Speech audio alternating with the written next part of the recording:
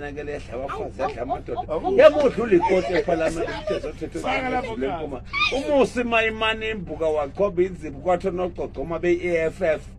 bafudumeza ihlalo njengabaqina ombayiyana wafudumeza ihlalo Malema wafudumeza ihlalo Ndlozi wafudumeza ihlalo Shivambu hashi lakithi enkandla kwazuma liyakahlela lakahlela ukulindiwe masibo kwehla kwangcebithe ehlalweni kwashidi AZK